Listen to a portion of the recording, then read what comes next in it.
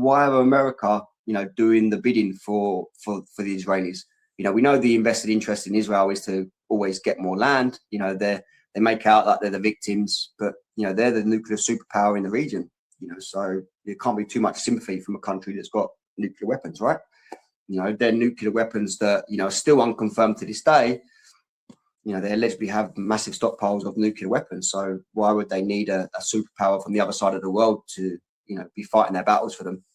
But I think their invested interest is to expand their land, as they've done through the last 50 years. We've seen 60 years, 70 years.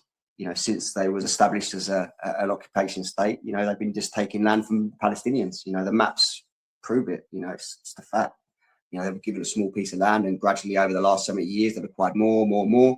And this is the same reason why, they've probably decimated Gaza. They just want to expand their land. So that's their invested interest. I get that, 100% get that. But why the Americans need to get involved with this? I know they want wars with Iran because, potentially it helps their, companies that, military industrial complex that are involved in building weapons. They need wars to, justify, keep building this, crazy technology. But, there doesn't seem to be a real just reason. A lot of people will say that they're paid off, and I think I agree with that. A large percentage of Congress, has been supported by AIPAC, as you know. AIPAC has not been designated as a foreign entity, so they can still just keep throwing money into these guys. So pretty much 90% of Congress are going to be on board wherever the money's coming from.